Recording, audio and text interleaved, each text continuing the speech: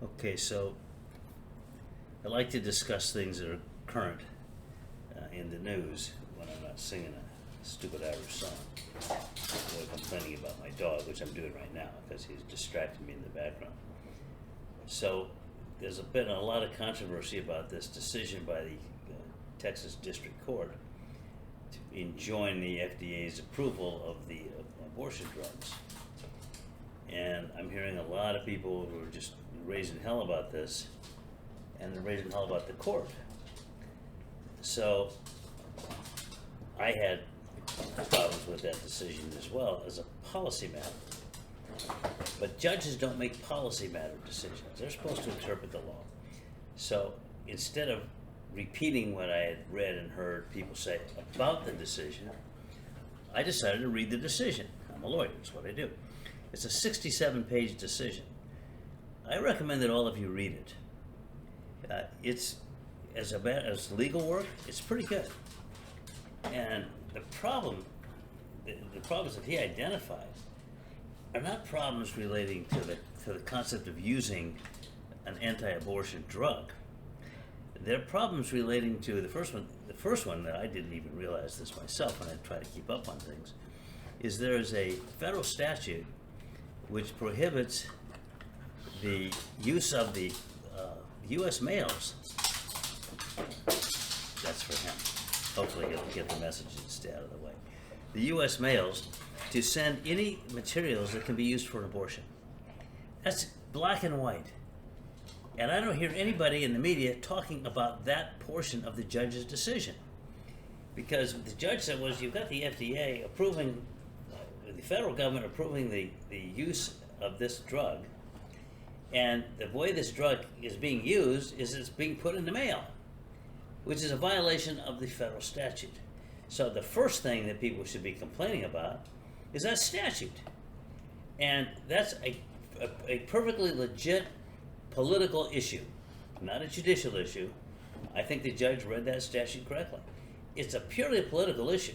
That was passed, of course, by the Republicans. Most people don't pay attention to these laws until something happens to impact them. Well, this has happened to impact them. So hopefully the Democrats will get riled up enough, not about just complaining about, oh, this was what right did this judge have to do this, how terrible it was that he did it. Look at the substance of what's in that decision. And he puts the blame squarely on that issue with the Congress. That was a Republican-authored and Republican-passed piece of legislation. The Republican House, the Republican Senate, and the Republican President signed it into law. So there's a clear, teed-up political issue. I don't hear anything about it in the media. I don't hear anything about it from the talking heads, because they don't want to get into these details. That's just too much work for them. They'd much rather just talk about it as a judge imposing his moral vision and standards and so on, which that may have been what motivated him, we don't know, but it doesn't say that in his opinion. You have to take these judicial opinions at face value.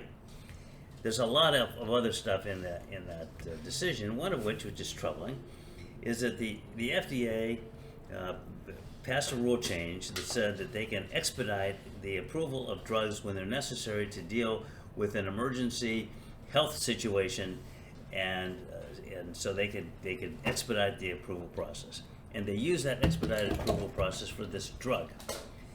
Now, there were two drugs actually, it's a cocktail. So that expedited process was put into effect when they were developing AIDS for HIV positive, for AIDS. That's a disease. And those were created, that regulation was created so they could accelerate the approval of these new drugs that were coming out to treat HIV. I don't know, but I'm pretty sure they also used that same provision for COVID drugs and vaccines. So I don't know, but I would be amazed if they didn't. But this judge points out that there was never any indication that that pregnancy is considered a life-threatening illness requiring expedited approval. So they could have changed the rule. They could have done something to allow expedited approval they could have done it specifically for this drug, but they didn't. So he's taking them to task for not following their own regulations. And there's a lot of other things, in there.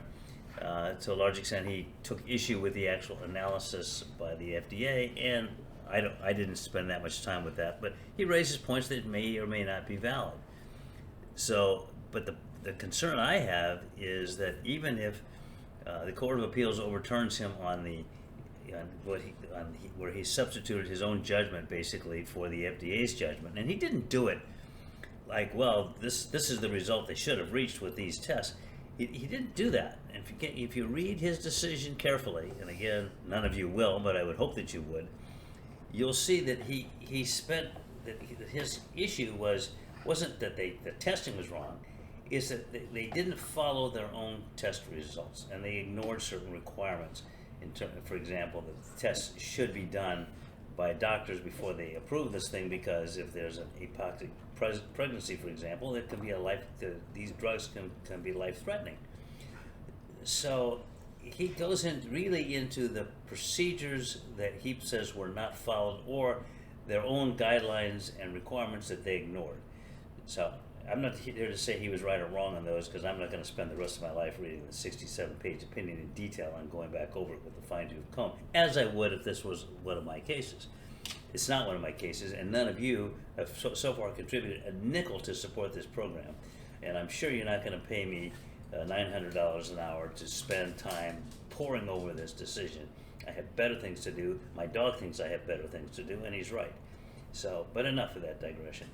Read the decision, or at least get somebody who did, some sort of an analysis of the opinion without having to read every word. A lot of it is useless, but it's a 67-page opinion, so he didn't just go in there and say, oh, I didn't like that decision, so I'm going to overturn it.